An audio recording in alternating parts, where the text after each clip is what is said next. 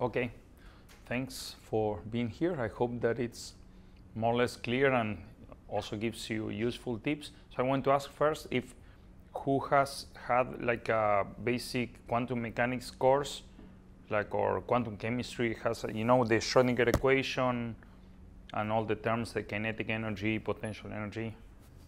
Okay, cool. So that's more or less, I'm starting from there because I couldn't go back to basic quantum mechanics. But so basically, okay, this is overview just for me. But so basically, when we do quantum mechanics applied like in electronic structure methods, there are in principle two ways of approaching the problem. One, and the classical one, is through the wave function, which is a mathematical function of all the coordinates. These are all only the spatial coordinates, but also the spin coordinates of all the electrons, and also all the nuclei in the system. But we are only going to see systems where we treat the nuclei classically, and we just treat them as classical point charges. So in quantum mechanics, we apply an operator. There are different kinds of operator to the wave function, and we get a value, a mean value or eigenvalue of the operator times the same function.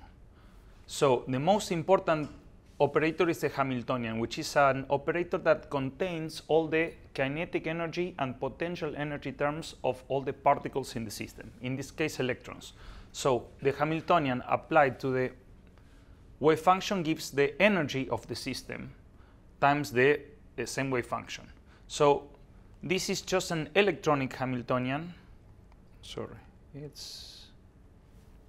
I will change to this one because here. So the first term is the kinetic energy that contains basically this operator is called Laplacian, is the sum of the partial second derivatives with respect to all the x, y, z coordinates of each electron. So the I is for each electron in the system. So this is applied to the wave function, that is a function of all the coordinates of all the electrons. Then you have the electron nuclear attraction, that basically is the attraction between the coordinates of each electron and the coordinates of each nuclei. So you sum over all the nuclei and you sum over all the electrons. And this, of course, takes into account the charge of each nuclei. This all Hamiltonian is written in atomic coordinates, so you don't have like the vacuum permittivity, you don't have the electron charge. So the electron charge is 1, and a lot of other things are 1. So basically, you use coordinates that give you energies in what is called Hartrees. It is a way of simplifying the problem. So then you have all the electronic repulsion. That is basically a repulsion between the two electrons. So you have the coordinates of electron 1 and the coordinates of electron 2, and you sum over basically all the electrons. But you should, in principle, in quantum mechanics, not sum. First, you shouldn't count 2 times. So basically, when you do this summation, you are counting 2 times each interaction, the interaction between electron 1 and 2, but then you count the interaction between 2 and 1, and they are the same. So you put this 1/2 factor. And also, you should not count the repulsion of an electron to itself, because that's unphysical. So this is more or less an illustration of the same, that's showing like the electrons are somewhere in this electron cloud. I do not like drawing like a small ball with an orbit, because that's classical, not quantum. So the coordinates of electron 1 in red, electron 2 in blue, and one of the nuclei in big R, A. So it's just like, for example, like a minimal system that would calculate. So the Schrödinger equation can only be solved exactly for 1 electron systems with 2 fixed nuclei, or 1 fixed nucleus. So you have the hydrogen atom, the helium plus cation, lithium 2 plus cation, etc. If you want to have 2 or more electrons, you need to solve it approximately. You can solve it quite good approximately through numeric methods, but these are still approximations. So you need to make a proposal of what the wave function of many electrons is going to be. So the ansatz, the Hartree product, is basically the wave function of all the electrons. It's a simple product of simple functions of one electron each. So psi 1 depends on the coordinates of electron 1, and psi 2 on electron 2, etc. So this is a really big simplification, because you could have like each of these functions depends on everything else, and then you would not be able to do anything with that. So this has a problem. This function is good. It would be good maybe for planets, but it has a problem that it doesn't take into account a fundamental property of the wave function. So there are two types of wave functions, those which are symmetric and those which are anti-symmetric. So the symmetric functions, when you change the order of electron 1 and electron 2, basically you shift the coordinates here, you get the same function with the same with a plus sign. So it doesn't matter if you exchange the coordinates of two electrons, nothing happens to the wave function. You get the same. That's a symmetric wave function, and that is the wave function for bosons, which are particles which have spin 1 or 2, etc., or 0. And then you have the antisymmetric wave functions that when you permute the coordinates of two of the electrons, for example, you have a minus sign. So that means that, like, if you exchange the coordinates, you reverse the sign of the wave function. That has a lot of implications, and one of them, the most important, is the Pauli exclusion principle. So basically, you can figure out that if you have the same orbitals for two different electrons, the same orbitals including spin, and you permute them, you would get minus the same thing. So you would get, let's say, the number 1 equals minus 1, and that cannot be that, so basically that has to be 0. The wave function for antisymmetric particles has to be 0 if two electrons or more have the same exact orbitals. So that's what leads to the Pauli exclusion principle, or it's another way of stating the same principle. So the easiest way to construct a wave function which is antisymmetric is through a Slater determinant. So the determinant of a matrix has the property, maybe you remember, maybe not, from basic linear algebra stuff, that if you permute, if you like shift two columns or two rows of a determinant, it will change sign. So that's a basic, fact of. Have you heard that before? Yeah. Okay. So this is the easiest way. This is a shorthand notation that only puts the diagonal of the elements of the wave function in there. So this is what most methods like Hartree-Fock and DFT are based on. So this one. So you cannot really observe the wave function because it's not an observable of quantum mechanics. You can observe properties that you calculate using the wave function. And one of them is the density. The density is basically the square of the wave function taking over some volume, some volume element. So you can calculate the density in a small volume, or you can integrate the total density over all space, and you normalize the wave function in such a way that the density over all space is equal to 1 for one electron. So when you have many electrons, n electrons, you multiply this and you would get that the total density integrates over all space to the number of electrons you have. So there are normalization factors written in here in the Slater determinant that I have left out. So if you want to really, you have to go to the book to really see the detailed definitions. So the mean value of the energy is, if you calculate the Hamiltonian applied on the wave function, you get the energy times the same wave function, and this also, I should have maybe defined this. This is the Dirac bracket notation. I don't know if you have seen it. It's basically shorthand for an integral. So basically, because E is just a number, it comes out of the integral, and this is normalized in such a way that this whole integral of the wave function with the stuff is 1, so you get the energy. So maybe I'm going to go a little bit faster. So this is a Hamiltonian for a many electron system. This term is the electron-electron repulsion. So these parts depend on the coordinates of one electron at a time. So we call this, all these terms, nabla squared plus all this term, we call it h of I. So it only depends on the coordinates of each electron. But all these terms are the electron-electron repulsion that depends on the coordinates of two electrons. This is the interesting part. So we call this G of I and J. It's just a shorthand so that we don't write everything. So if we take the simplest possible many electron system, which is a 2-electron system, we write the wave function like this. This is an anti-symmetric wave function.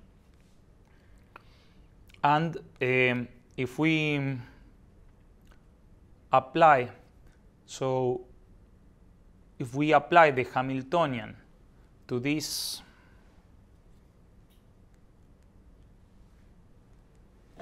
yeah, okay, this doesn't work for the laser.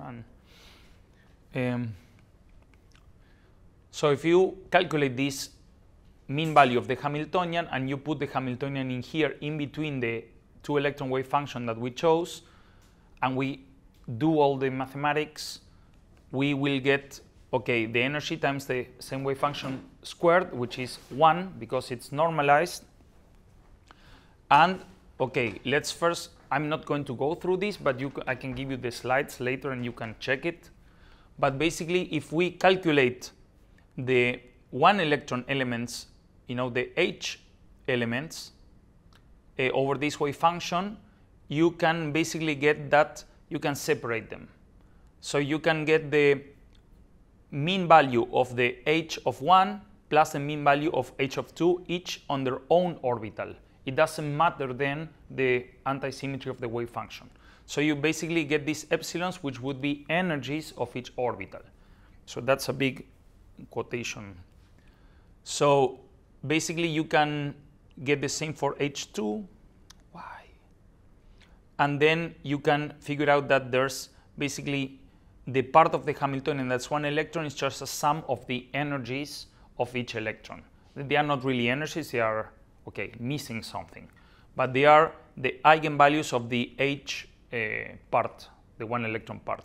And there's some, probably I'm double counting, I need to put like 1/2 there, but I'm being very loose with the some factors. I wanted to show the ideas, I didn't have time to really, you know, polish all the mathematics that. Maybe a third one helps? No, it's okay, it's okay. No, because this works when it wants. So, okay, this is just, okay, I should have, so these parts are normalized to 1, the same, but these are different functions for the same orbital, and there's an orthonormality rule for the wave functions that tells you that this is 0. Okay, you can actually verify all this, like you can take hydrogen wave functions and consider 2 electrons and actually use orbitals and actually calculate this. It's not that hard for if you took like a helium atom. Like there are some approximations there, but you can actually calculate it by hand. It's not that terrible. With a real molecule, only the computer can do it. So the 2-electron part is the same, but you cannot separate because you have G depends on the coordinates of 1 and 2. So these are the actual mathematical shape. It depends on the, so these bars are the norm of the vector. So basically it's a distance, but it depends on distance of 2.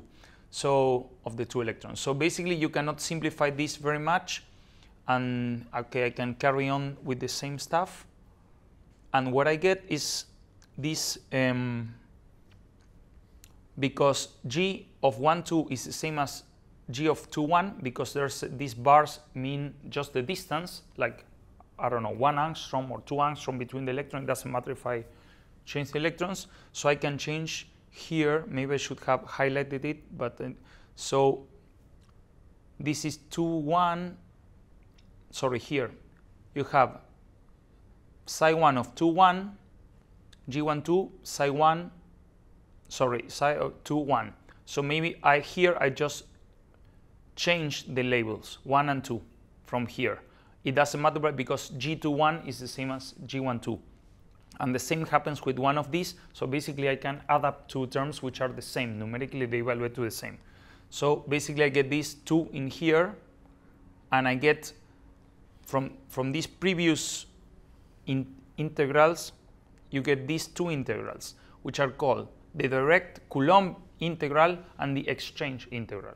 So maybe this was a little bit long, but I wanted to show that between what we are doing is more or less Hartree-Fock right now, what we're talking about, more or less. So, but these exchange integrals appear because of the anti-symmetry of the wave function. These are very important. So if you explicitly write down this Dirac notation into integrals, you get this. Basically, I'm not going to go read all the psi's, but one of them has electron 1, 2, 1, 2, and then the other one exchanges 2 and 1. So psi 1 here, it has a 1 is for electron 1 here, and psi 1 for electron 2 here. So basically these are interchanged. You have permuted 2 of the electrons. So, okay, I have some animation issues, but if we group all these terms, and I'm being also again loose with probably some 1/2 factor or something, we get that the Hartree-Fock energy, it would be the sum of the 1 electron energies plus this double sum of the Coulomb minus the exchange part for electrons I and J, the coordinates of the first one minus the coordinates of the other one. So this is more or less the same, but just more complete, and this is a concise notation that you can see that more in certain books. I think one of these is called the chemist notation, and there's another one that's the physicist notation. They change something here, like how they are written, these integrals. Maybe some of them is IIJJ or something. I don't know which notation I'm using, probably the chemist one. So these are just ways of writing the same stuff. The thing is this, that in the Hartree-Fock approach, you can remove this condition that J has to be different from I, the self-interaction of an electron with itself. Because if you put I equals to J, that would be II, but also here it would appear II. So basically they are the same integral and they would cancel, give 0. So you don't have an electron repulsion with the same, an electron with itself in this approach. So I have been a little bit like, if I actually do the detailed formula for the integral, I can move this psi 1 to this side and psi 2 to the other. The stars means complex conjugate. It's just a formality. Some of these functions are real valued, so the complex conjugate is the same as the function. So basically, this product or this integral, it's basically the density, the electron density of electron 1, and this is the electron density of electron 2. So basically, this is more or less a classical formula. You're using orbitals which are quantum, but this is the same as you would have like a classical electron charge distribution interacting with another electron charge distribution. So this is another way of writing the Coulomb integrals, but this doesn't work for exchange integrals. You cannot get to the same thing. So, okay,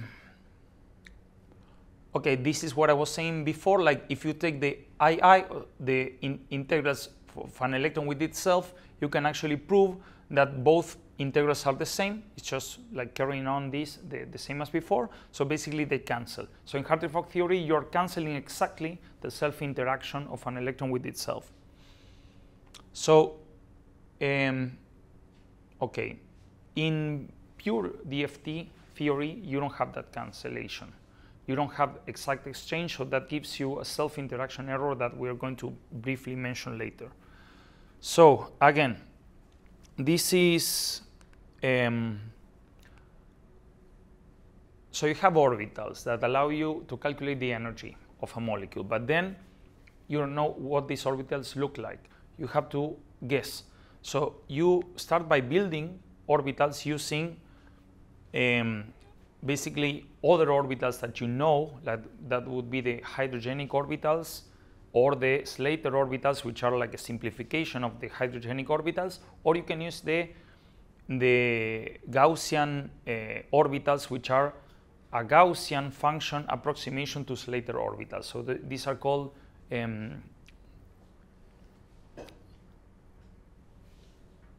okay, there are many notations, but some of them are called STO 3G, like Slater type orbital 3G is 3 Gaussian, or STO 4G, 6G, etc.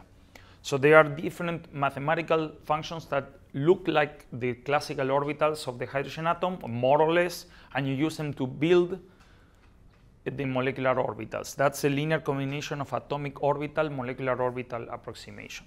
And you use that together with a principle that I'm not going to really explain because I didn't have time to put that and to really go into it. It's a variational principle. Basically, it says that if you calculate an approximate solution to your quantum problem, you will get an energy that's slightly higher than the true energy. And the more you get a better approximation, you get a lower energy closer to the real energy, the true energy. So that's a variational principle, and allows you to find a systematic method to improve the orbitals and actually solve a problem. So again, this I would have liked to have much more figures and in here, show more or less, not so much text and equations, but I didn't have really time to add more stuff here. But basically, okay, you say my molecular orbitals are going to be a linear combination, basically a sum of basis functions, that's the phi, with a certain coefficients that I will determine. And I will use some mathematical method, some linear algebra system, matrix diagonalizations and stuff to get all these coefficients that will allow me to improve those molecular orbitals. How it's done? Okay, it's a little bit complicated, but it can be read in several books. So the larger the number of functions you use, the better you can fit a function, so the better you can describe. So that's the basis set. If you use larger basis sets in your calculation, you can better guess the true wave function of the system and true density, and then you get lower energies and you get better properties and stuff like that. In general, there are exceptions.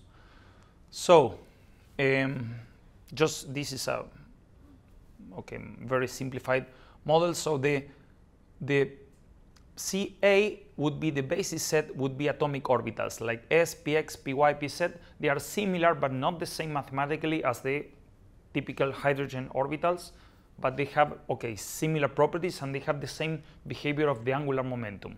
So Px, Py, Pz, dx, y, dx. So they have the typical lobe shape that we know from, I don't know, chemistry, like inorganic chemistry and stuff. So, and that would be the phi A, and the psi I would be whatever molecular orbitals, the bonding orbitals, whatever you plot when you plot in Chemcraft, in Avogadro, or stuff like that.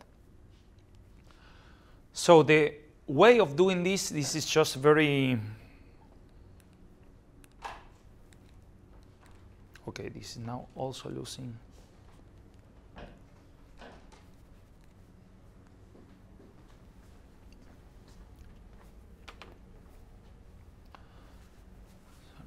Okay, more or less okay.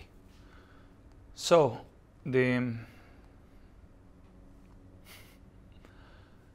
you get a molecular geometry, you choose a basis function, you put def2 SBP or something.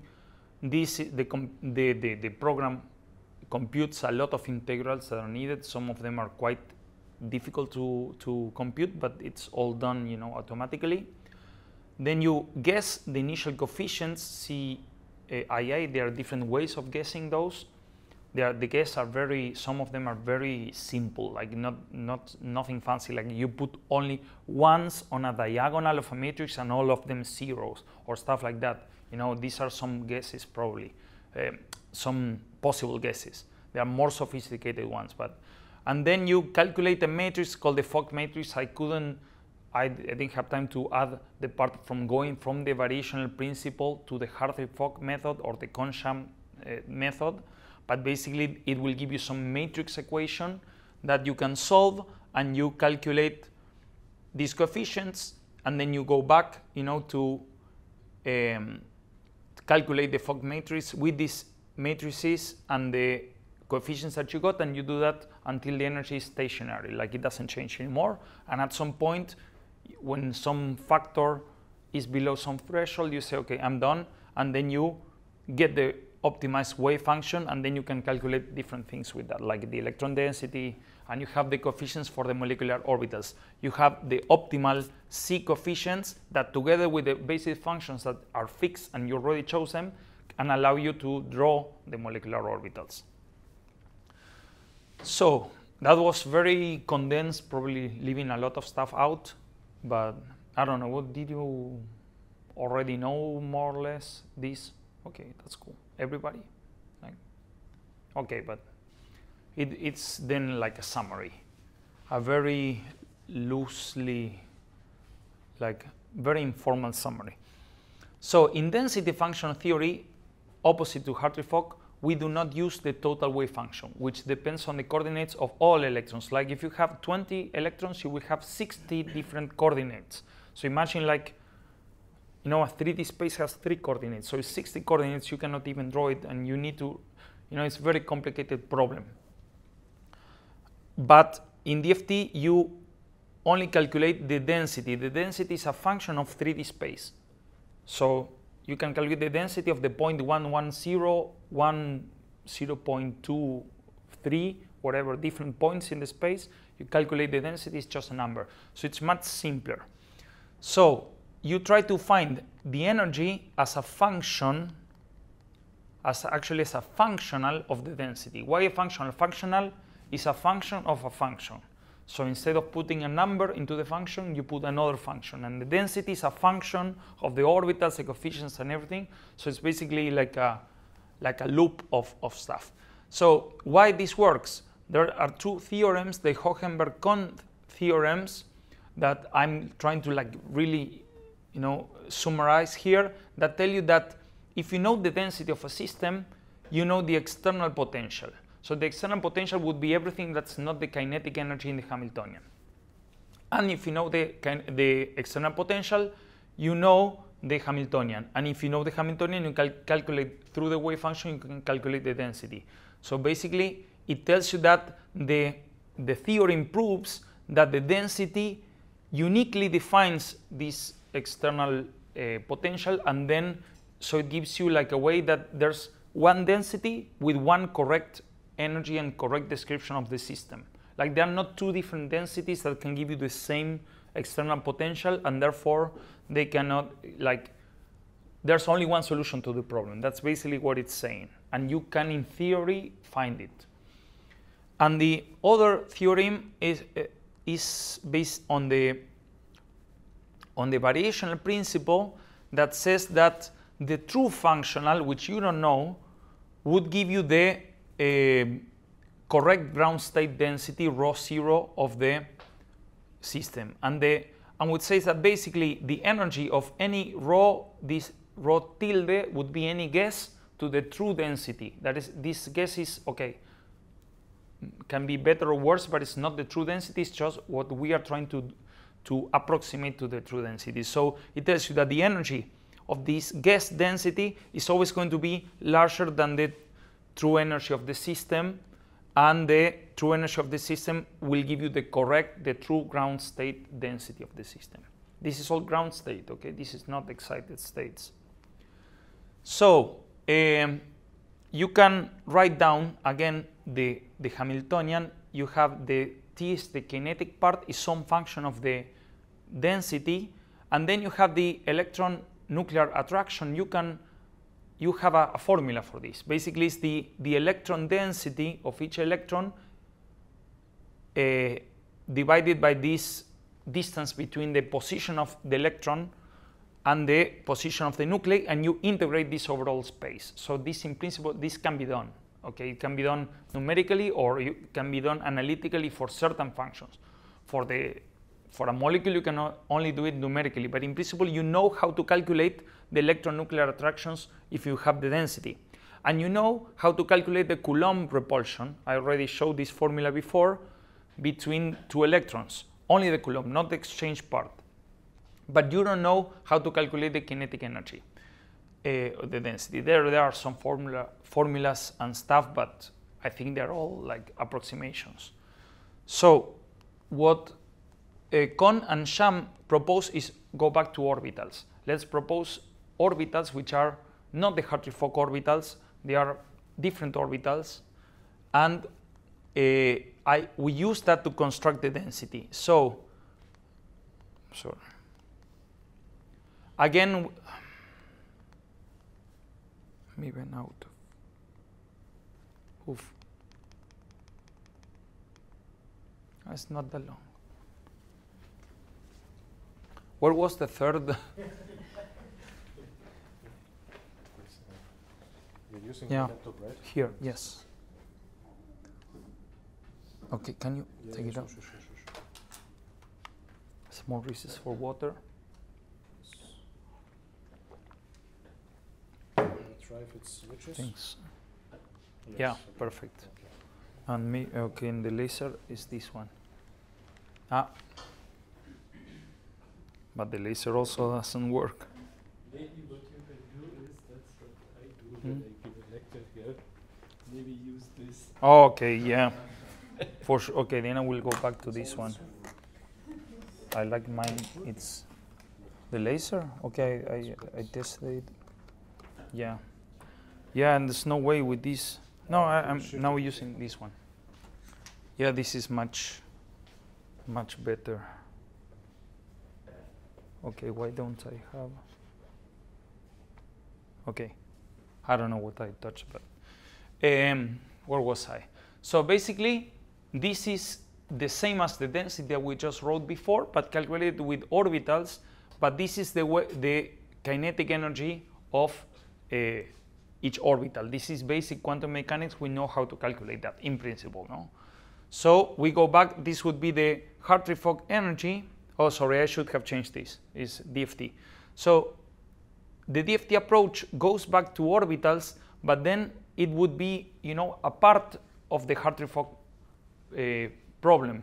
It would not have exchange, so it would not be better. So with DFT, they prove that basically they can separate and put other stuff that's not taken into account in these three terms into another function, which is the exchange correlation functional. So that's a part that makes each DFT method different from the others.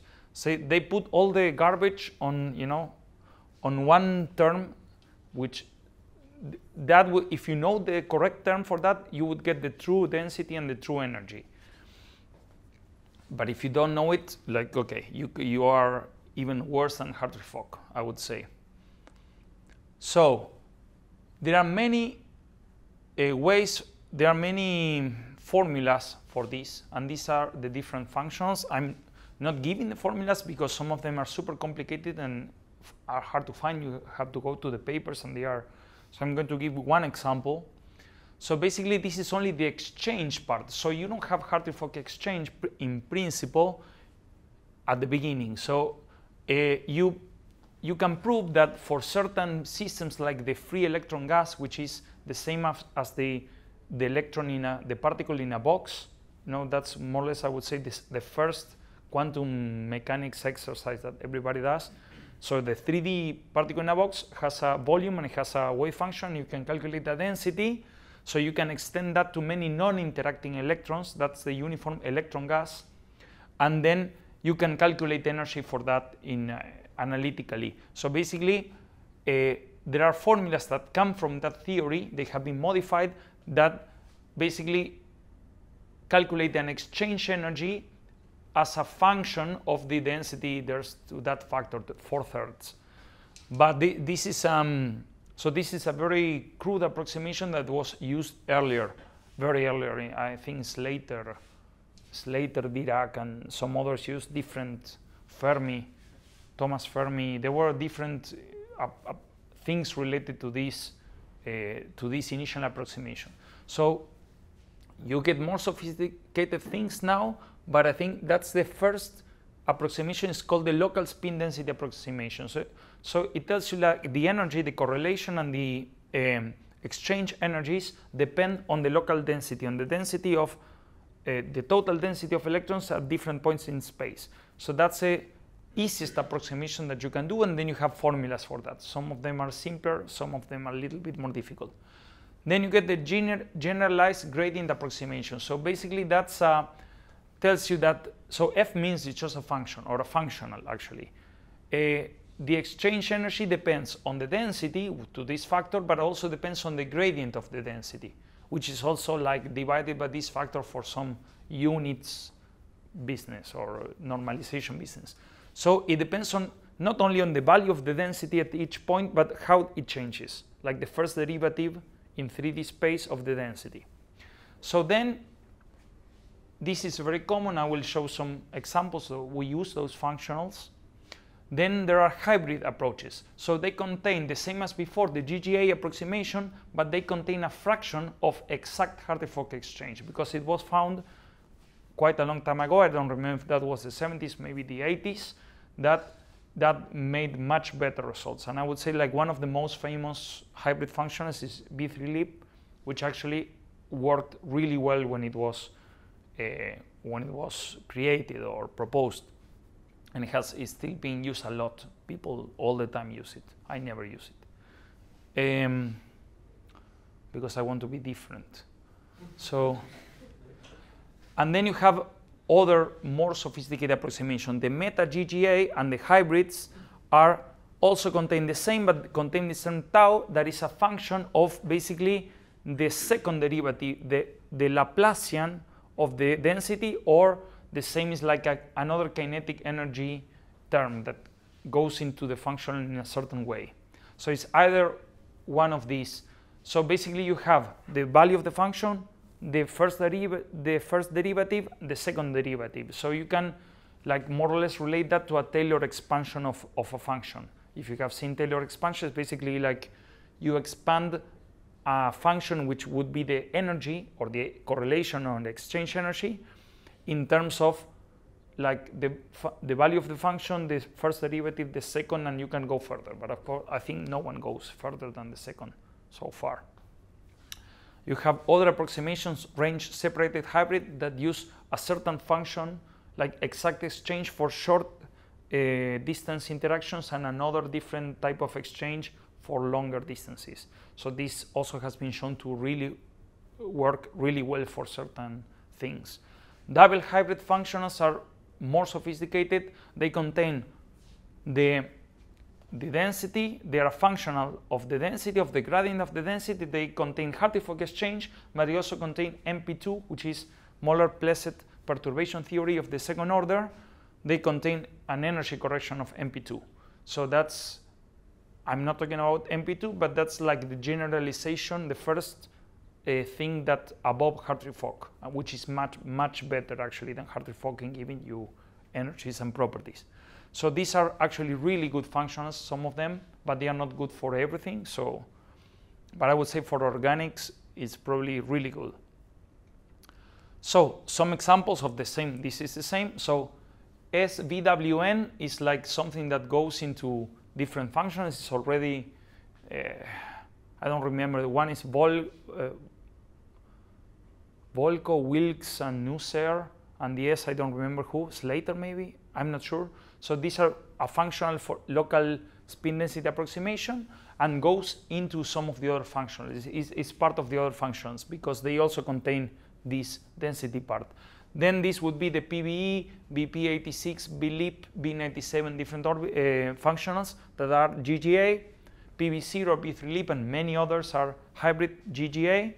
And then you have the meta GGA. You have several, but some of them is TPSS, and TPSS-H is the hybrid version. TPSS-0 is the same as TPSS-H, but with a different amount of Hartree-Fock exchange. You have the Minnesota functionals, the local and the hybrid. You have many. There are so many functionals. And then the range separated ones are also really good. B97, B97X, X would be with an exact exchange. Can be 3-leap. I do use that one. It's really good for TD-DFT. It gives you like quite realistic spectra for TD-DFT of certain stuff, particularly the corrodes that I study. This one, I think the first one was B2P-leap, but there are many others. One of them, I think one of the best ones is DSD PBE P86. They have all these names. Some of these are basically the initials of the people who invented them. Perdue, Burke, Ernst & Hoff, Beck, and all these other guys. So to just show more or less like a functional, but I have no idea. I have never written this into code or anything. So it's like, this is a paper by Perdue, Burke, and Ernst & Hoff, the PBE functional generalized gradient approximation made simple. So it has 170,000 citations. So that's where you know that you did something good. So this is, of course, really simple. You can see that you have the correlation energy, and there's some part of the exchange energy that I did not put. It's a function of this, epsilon and h and whatever. H has this shape that depends on gamma and phi, and the logarithm of beta, gamma, a, t. So you have, this is n is basically the density is related to this. It's a radius, it doesn't matter, like some parameter. Zeta is like the difference of energies between the alpha and beta spins. So that's important because it allows you to polarize, to calculate open shell systems. T is some kind of gradient.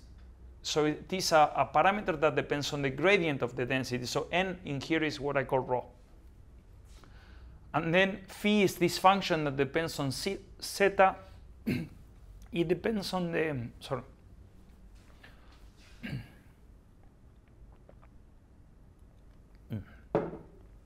It depends on this zeta parameter, which is the polarization of the spin density.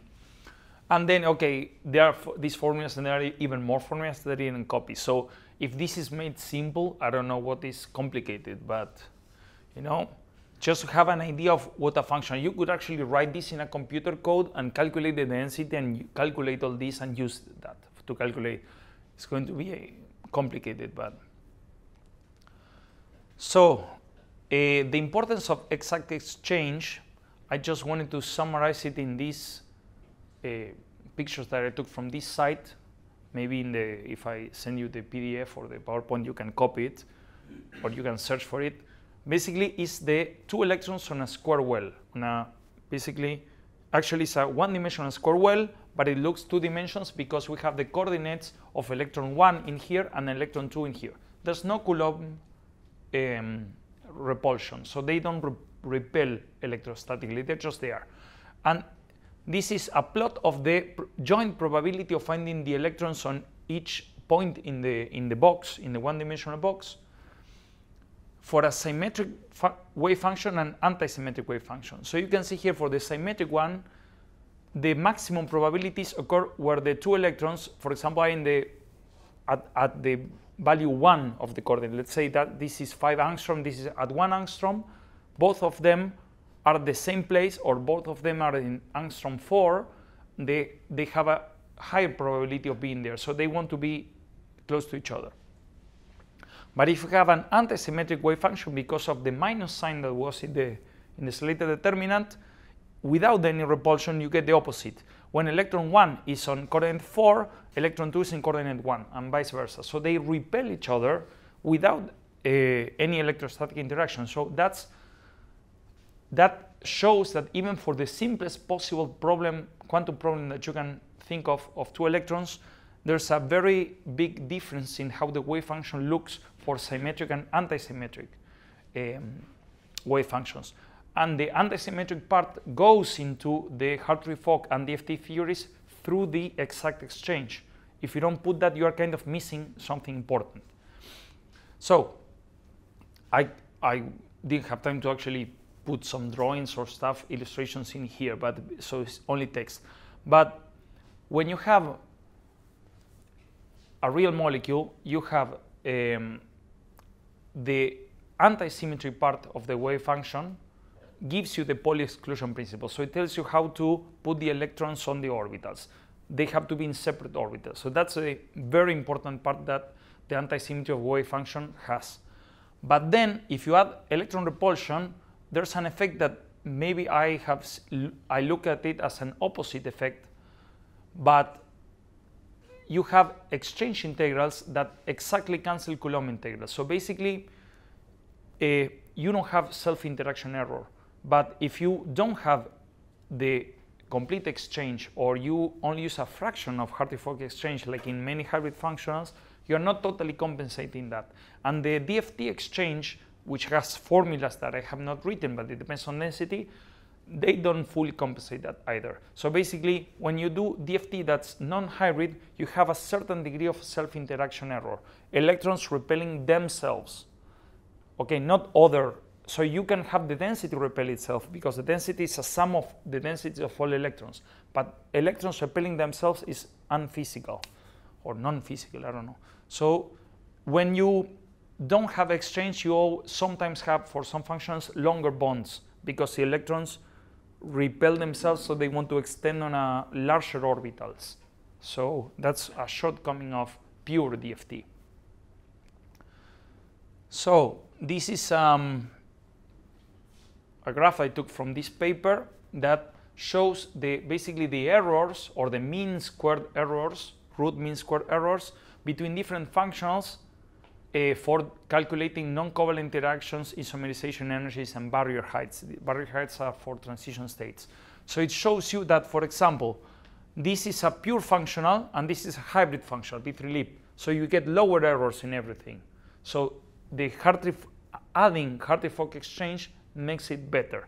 And the same, you can have all these pair, PVE and PV0. So I would say PV0 is twice as good as PVE. PVE is cheaper for optimizations of molecules, but PV0 is, twice as better. And the same for everything, more or less. Okay, not all of the functions are twice as good when you put hybrid exchange, Hartree-Fock exchange, but they all get better. So there are many shortcomings of DFT. I'm just going to mention this, that is a single Slater determinant method. So basically, or is implemented as a single Slater determinant method. So it cannot describe systems which are multi-configurational. So when you have any near degeneracies, you can have several ways, configurations of arranging the electrons which have similar energies, and the true wave function for that would be a combination of different possible configurations. That's what's called a multi-configurational wave function.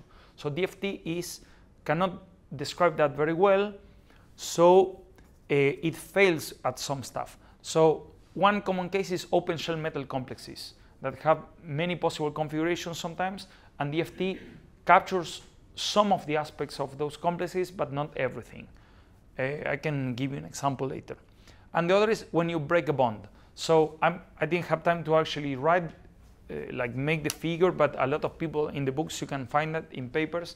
When you break a bond, you can have covalently, like H2 molecule, you will have like H dot configuration, but also you can have H plus, H minus, and vice versa in each. So these are different electronic configurations, and they all play a part in the total energy. So if you do the H2 molecule breaking, if you calculate a restricted Hartree-Fock, would be similar for certain types of DFT, you get this, when this is the equilibrium distance, but when you stretch it, you get huge current. And if you do broken symmetry, unrestricted Hartree-Fock, you get something better. But if you do CAS-SCF, which is a multi-configuration method with 2 electrons in 2 orbitals, you get this red thing, which is better. I should have found also another plot that also contains a more exact energy calculated through more advanced methods. But basically, you can have big errors in certain ways of doing DFT because it's a single determinant method. And so you can use DFT for certain things like that involve this kind of problems, but it will depend on what you're calculating. So consider that stretching of equilibrium geometries happens not only when you break a bond. Okay, it happens when you break a bond, but not only just dissociation to the infinite. Like if you're calculating a transition state in a reaction, one atom may break one bond while it forms another bond, and it would be in the transition state in a non-equilibrium distance that could be maybe here. So if your method is not good, it may give you an energy that's quite deviated from the correct one. So some DFT functions are not very good for barrier heights there, because they are made, or mostly have been made to fit ground state geometries and properties of systems. Not all of them, but so, okay. There's another thing missing, and there are a few other things, but one is the dispersion interactions. So these are like the van der Waals, the London forces and stuff like that, because these occur basically when you have two atoms or two regions of a molecule. You have a nuclei and you have electrons, and okay, that would, let's say they are neutral, they should not attract or do anything. But what happens is that when you approach them, each nuclei and electron cloud distorts the other one, and basically that distortion is causing like usually an attraction between the molecules that when they are at a certain distance, and then it can cause repulsion at a closer distance. So that's more or less the principle between all these dispersion forces. So the only way to account for that is to consider polarization of molecules that have to include promotion of electrons from occupied orbitals to virtual orbitals, to unoccupied empty orbitals. So DFT usually only takes into account normally the occupied orbitals. So then it doesn't describe very well these dispersion forces, or it doesn't describe them at all. It's a very there are weak forces that arise from this excitation. So basically DFT does not handle them sometimes at all. So that will give you wrong energies, and it will give you wrong optimized geometries. So this has been, I don't know who were the first people who figured this out, but one of the persons who is more famous for this kind of corrections is Grimme, Stefan Grimme. So, okay, these are non-covalent, some kind of, I don't remember what this stands for, but it's non-covalent interaction, stuff like that. And when you add, these are empirical dispersion corrections. These are formulas that calculate the dispersion energy from the positions of the nuclei, and they have been empirically fitted to a lot of different experimental values. So these are the D2 corrections, D3, Becker-Johnson, D2, okay, there are different kinds of corrections, and you always see that the root mean square deviation of the energies of different optimized, a set of optimized molecules gets much better when you add these empirical dispersion corrections. So that's one way of doing that, and so it is recommended that you always put dispersion corrections through the D3, and now since, I don't know, a couple of years ago, the D4, like 2, 3, 4 are like newer, better parameterized dispersion methods. So you should always put that when you do geometry optimization, so stuff like that. It doesn't cost almost nothing computationally. So, okay, now we reach the part of the actual, I don't know, advice or something. So, okay, that was not half an hour. Okay, I'm trying to go fast, sorry. Lack of rehearsal. So, these are some recipes or tricks or tips that I have. Don't trust me. Like, go talk to someone who really knows this. but this is more or less what I have used and think. So the first thing is read the manual. Not the whole manual, it's like 1,000 pages, but like when you want to do something, go and read the section of the manual that you want. You can learn a lot. And there's a chapter 10, tips and tricks, but I would say some of the tips are kind of outdated. So this is, I'm talking about ORCA because this is the only program I use. Then you can read tutorial reviews. You don't need to read everything, but you can look at the tables and graphs and try to see. So this is okay. This is like a graph of different functionals for different purposes. So the green is good, the blue is recommended, and the yellow and red are like not so good or bad. So basically it tells you if you want to, like PV0 is good for structures and frequencies. This is double zeta, basis set, triple zeta, and quadruple zeta. It tells you quadruple zeta basis functions with PV0 for this is excessive. You don't need that. You're not going to get anything better, and it's going to cost much more.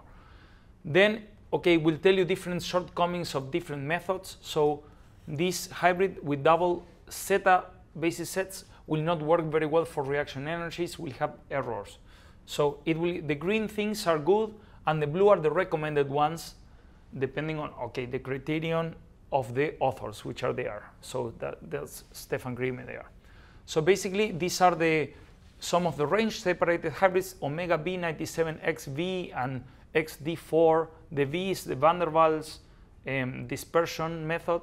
D4 is like this dispersion empirical dispersion. So this would be recommended with a quadruple zeta basis set for reaction energies and barrier heights. So that's, recommended by them. But you can also use maybe the green things. Okay, sorry. Okay, you cannot. Maybe this one. You can use hybrid with a quadruple zeta. And then these are composite methods that they developed, which have different corrections, dispersion and self-interaction error and other stuff. These are methods B97-3C, R2 scan 3C, PBH 3C are much cheaper usually than similar quality methods, but they are quite good for a lot of stuff. So they are recommended for geometries and stuff like that. And I used B97-3C a lot for geometry optimizations. Actually, even for calculating redox potential, it gave me better results than using a hybrid functional like PV0. It's actually quite good. And it's much faster than PV0 optimization.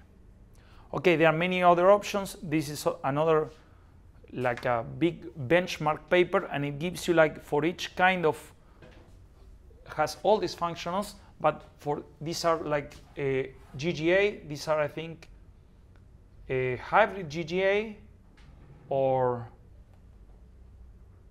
no, these are, I don't know, these are GGA, these are meta GGA maybe, and these are hybrid ones, including meta GGA hybrids, and these are double hybrids or stuff like that. And the red ones are the best ones of each category. So like the best one should be for the overall data set should be DSD BLIP, but then the best one of these are double hybrids, but the best one that's not a double hybrid is omega B97XV. So that you can go for that functional if you want good results and stuff like that.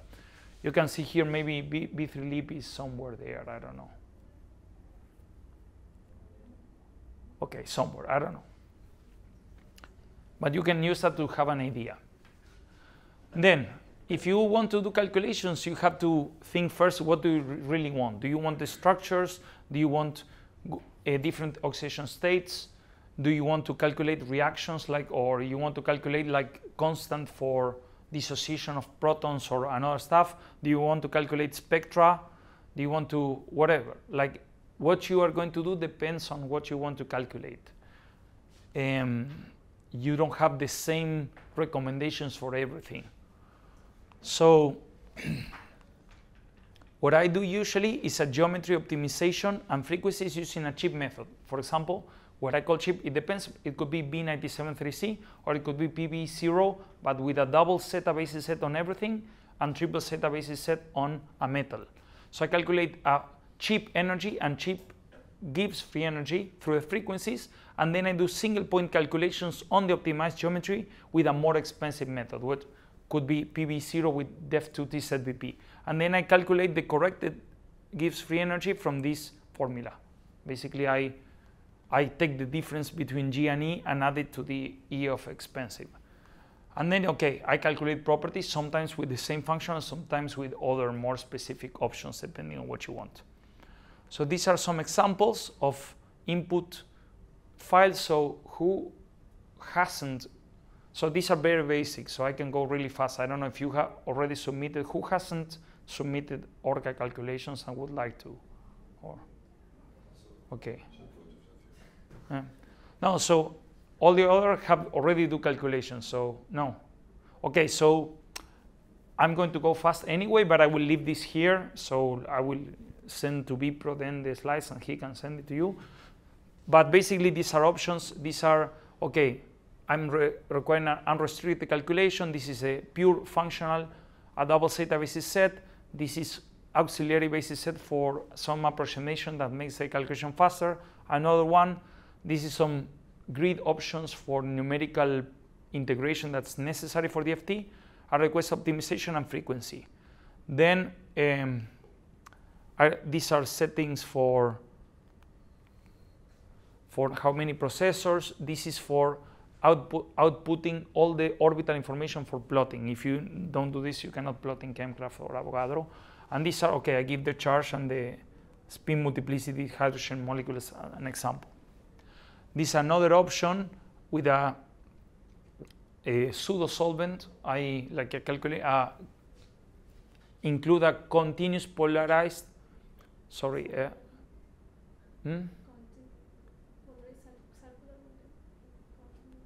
Yeah, polar. I don't remember what the second C is. I forgot, but continuous polarized charge model. Circular. No, it's not circular. No. Conductor-like polarized continuum model. Yeah, that's it. So you do that whenever you want to actually calculate anything that's going to be in solution. Do that. It really affects the stuff. Then, okay, there are more stuff like that. Other examples, if I had more time maybe, but these are very basic. It's just examples that you can copy paste and start from that if you want to try something. This is for plotting spin densities, for example, like number of points in each dimension to get a better quality plot or not. Then this is an example of a spin density of a corolle, just to show what you can get from this type of calculation. Of course, this would be the coordinates of the corolle. Then you can calculate EPR with this. Then you should go at least for this and maybe like quadruple zeta on something like copper if you want accurate results for some of these parameters. So these are hyperfine contributions. Again, I want to go faster, so I won't go into what each of these is, but these are more or less what I would use to calculate EPR spectra of EPR parameters of something that has a copper complex. Okay, this is an example of an output for. So these are different examples of things you can calculate, but I will go faster. So this is what you would get, the G matrix of a certain, I don't remember which molecule. Okay, it was probably not this one, but this is like it gives you an output file that contains it gives you your geometry plus atoms which are noble gases like neon, argon, and xenon, I don't remember, that allow you to draw basically the G matrix is a matrix, so it has like vectors that point into directions, and in each direction you get a value of the G matrix. So basically this allows you to put this into Chemcraft or something, and then you know where to draw the arrows for the G tensor. So you can code like this. I use this. This one is reversed. I put this on the other side because of a convention of how the X, Y, Z are ordered. So basically I can use the output to draw myself these arrows I drew myself. So this is Jesse's low spin cobalt complex. So this is a similar thing for hyperfine matrices. So you can see like for a certain hydrogen, it will give you the matrix, but usually you're going to only measure EPR like in fluid solution, like at least to get these splittings usually. So then you care only about the average, that's the isotropic part. So don't expect these values to be really good. They will be close like to the experiment, but maybe the experiment is like 6 megahertz and this will give you 4 megahertz or 8 megahertz, and that's good enough. Don't try to get exactly. But if it tells you that for a certain hydrogen the hyperfine splitting is 60 megahertz and experimentally you see 6, then that's suspicious. That probably means that the structure is not exactly the one that you think you have in solution. But don't expect perfect agreement in EPR. So, okay, this is blank. So broken symmetry calculations, these are also very common. So you have, when you have a singlet, it's something that has a total spin. Actually, the spin square is 0, but the components of the spin is also 0. And you have the triplet, for example, that the total spin is 1. That gives you a squared spin mean value of 2, I think. So that would be 1 times 1 plus 1, like S times S plus 1. And then you have 3 different projections, ms plus 1, 0, minus 1. And you want to calculate these gaps. This is very common, like the radicals or like integer spin metal systems and stuff like that. So there are, you can calculate, so this is maybe somewhat loose, maybe there's a factor of 2 or something, but this is more or less the singlet triplet energy gap. Allows you to calculate the exchange coupling between electrons, called J. It's not the same J as the Coulomb integral, okay? So that's a Heisenberg-Dirac-Van Vleck Hamiltonian. So in broken symmetry approaches in DFT, the problem is that you can write the triplet, the ms equal 1 and the ms equal minus 1 components of the triplet with a single Slater determinant, which would be this one. But you cannot calculate the ms equals 0 components of the triplet or the singlet with only one determinant. So in principle, you cannot get that from DFT. You could use CAS-SCF or another method. So what you get are called the one determinant wave functions are called broken symmetry because it does not contain another counterpart that has permuted, I think, the electrons or the spins, I think. For that, you need a second Slater determinant. So these broken symmetry solutions, wave functions, can, allow you to express, you can express the true singlet and the true triplet ms equals 0 as a combination of these broken symmetry solutions that you can get from DFT. So you can derive from that a formula for the exchange coupling and a formula for the true singlet triplet energy gap from these broken symmetry solutions. And okay, it doesn't matter that those animations are random, but basically it's an approximation that allows you to estimate through a single determinant method an exchange coupling that you could only in principle calculate it using a multi-determinant wave function method. So you request this using broken symmetry. So if you have only 2 electrons, you can put broken sim 1, 1, and you start from the triplet state, and the ORCA will do the work.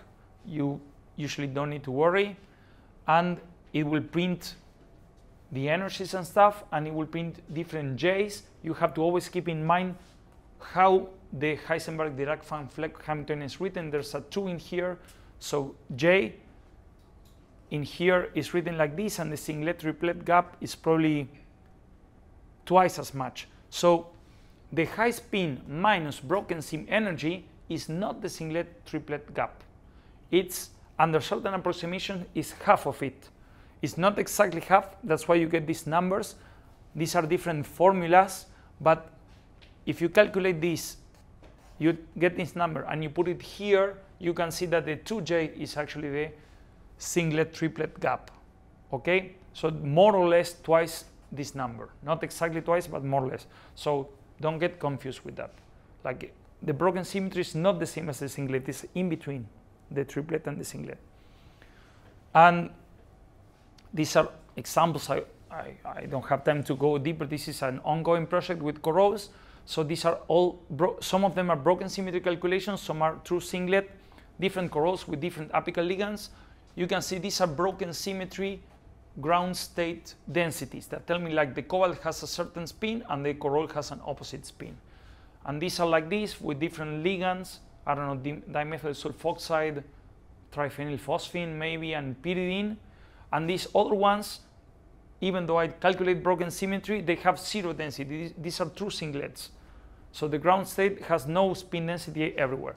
And you can do a plot like this one. Don't copy it because this is yet unpublished.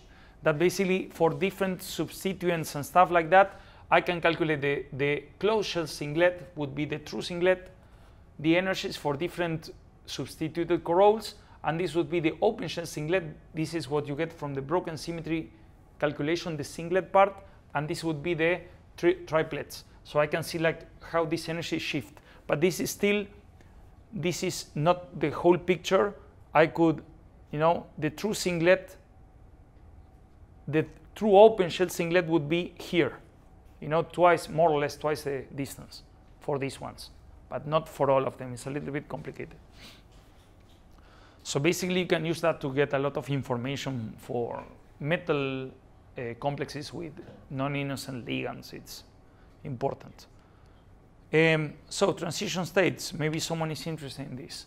So this is also a work that I did only the theory, all the others did the experiments. Some of them didn't do anything, any of the two, just they are there. But so this is the Joveda group's catalyst is a ruthenium catalyst that does this, how is it called? Like when you metathesis between olefins, yes. So for polymerization, I would say, or well, actually many things. But so these are calculations of possible inactivation routes for this catalyst. One of them is the consecutive attack of two water molecules. So basically the first one, now, okay. So the first water molecule approaches, this is a reactant, then it goes to a certain distance, transition state, and then it binds to the ruthenium, and one chloride, I think it kind of dissociates. This is an intermediate product, and then there's a second water. So those are possible routes of decomposition. It's not that we know that this is happening, it's something that could be happening. Another one is oxygen. So this is an oxygen molecule, although it's partly diffused there. It approaches there, it forms like a transition state binding to the ruthenium and the carbon of one of the ligands. It goes, makes an intermediate, and then it breaks and it separates like a ruthenium oxo moiety and a benzaldehyde. So how do we calculate this, or at least how do I do it? Which I'm not really an expert in transition states. I've only maybe calculated for 2 or 3 projects. What I do is a scan first. I start with, for example, I draw the molecules and stuff like that. And I know that ruthenium is atom number 49. The carbon that I want is 52. So I'm going to do a scan for breaking that bond on the last step here. So I start from 2.01 angstrom. That was more or less the equilibrium distance. And I could also like put a minimum, maximum distance and number of steps, but I wanted to have closer distances at the beginning and then more distant ones. So I put like, I think 18 points or something, 2.01, 2.05, and then I elongate the distance. So I call the scan. What I'm doing here is, after trying many things, I'm using B973C, which is a cheap functional or a cheap method, but it's kind of accurate. Loose self-consistent fields so that it will converge faster, and I use tolerances for the geometry optimization that are, I think, twice as large as the normal ones. Why? Because after getting tired of spending weeks and weeks calculations we didn't end or that crashed, I loosened all the stuff because this geometry scan is just like a preliminary picture of what's going on. Those are not the end results. So I do this and I get an output file, and I get a lot of files with these are the coordinates of all the intermediate optimized geometries for each scan distance.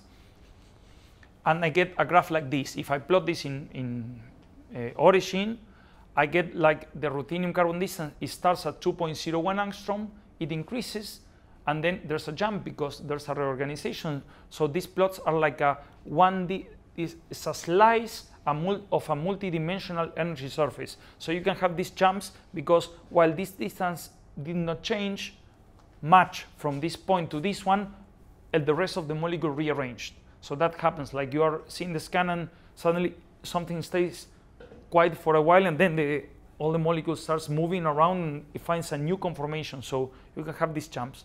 And this is the final. So these are the structures for, so this is a guess, a possible guess for a transition state.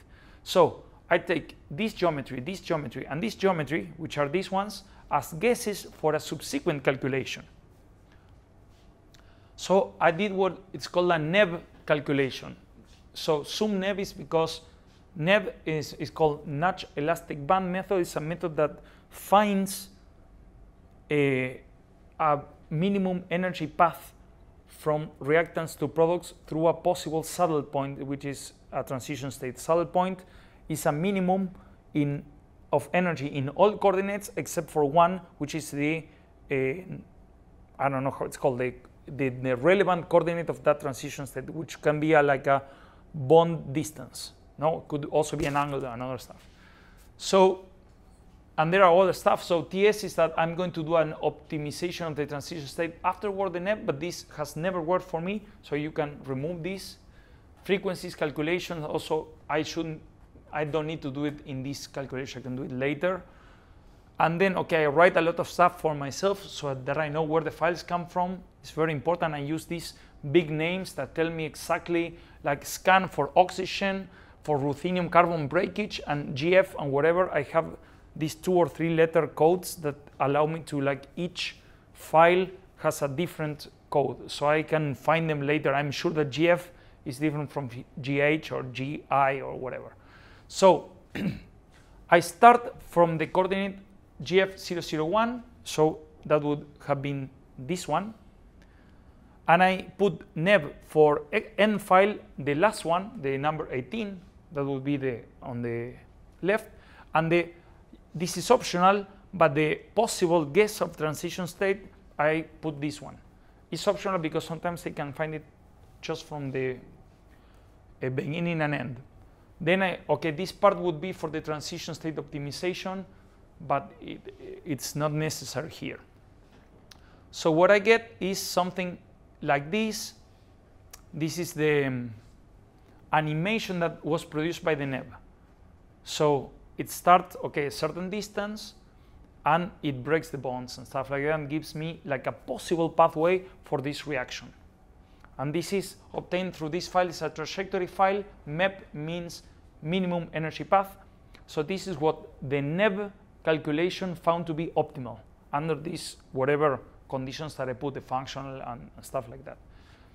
So this is an XYZ coordinate file that I can animate with ChemCraft. And this is more or less like if you plot there's a NEB all or something like that file that contains not only the optimal. What I showed the animation for is these last steps, but actually there's another file that gives you all the different attempts that was doing at this minimum energy path while optimizing. So you can see that it starts from, this is your first structure, last structure, and initial transition state. It has this energy, and this cycles a lot, and it goes optimizing this stuff. So this can reduce, okay, nothing here is not changing this energy or this one, but you can put an option that also optimizes the end points. But you can see like the path in between and the energies of the transition state are getting optimized. So you are, imagine a surface like mountains, like here in Stuttgart, and you are kind of like moving around to find the like the easiest walk from one side to the other of a mountain. That's what basically it's doing.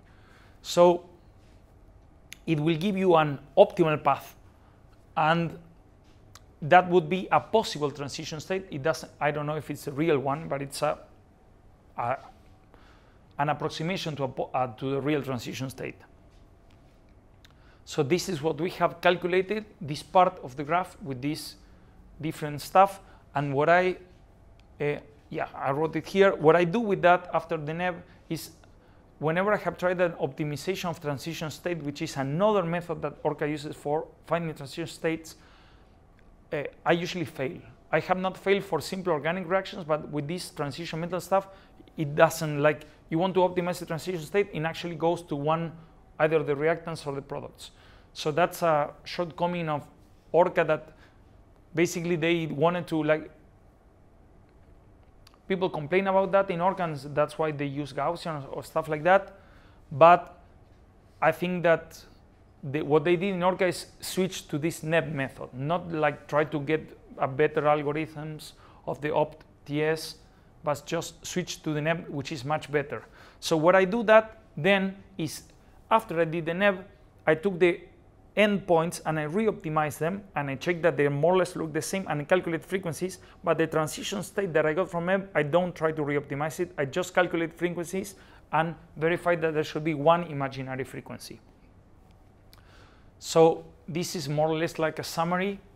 Relaxed surface scan to identify reactant, product, and possible transition state. You can do a notch elastic band, and then I do opt plus frequency on the reactant and product, but only frequency on the transition state. And it will give me like, okay, this is something that could be happening. I'm not saying that this is like true, but you know, it's a possible reaction, you know, a possible barrier and possible transition state. It was not the point of this paper to try to be quantitative about these reactions, because we were speculating on what could happen. You can also use opt-TS, and this will work in maybe simpler reactions, but doesn't all the time work, and it can be really difficult to try to get it to work, so I go this route. And this is QM. Okay, so maybe I should stop it here. So, but this is just how to do multi-level calculations, and I can maybe go like very fast. So this is QM XTB. XTB is some semi-empirical method that I will use only for the solvent, and I do other stuff. In here is a scan, but it could be anything, and I define the QM atoms to be these atoms only, that are these acetic anhydride and isopropyl amide. This was just an example for a YouTube video, and then I can calculate, this is a scan, and calculate possible transition state and stuff like that for a reaction. That's a nucleophilic attack on a acetic anhydride, but it's done using these DMF molecules, are all treated on a lower level, so it allows me to consider the solvent explicitly, but not with a not so expensive calculation. And these are some other keywords about QM or QMMM. So I haven't done QMMM because I haven't figured out how to define a force field in ORCA. I don't even know what force field to use, because most of them are for proteins and stuff like that, and I don't work with proteins. I don't know like a simple force field for solvents. There probably is, but I haven't found it. And that's it. Sorry that it took longer. So maybe if you don't know, like, I have a YouTube channel where I used to post stuff. So these videos are mainly related to transition states and scans, and like QM. Some of what I show is from there, and these are on broken symmetry calculations, and there are some other stuff on plotting and other stuff. If you want to subscribe or maybe comment in the videos, it helps. Maybe someday I will get money. Yeah, and that's it.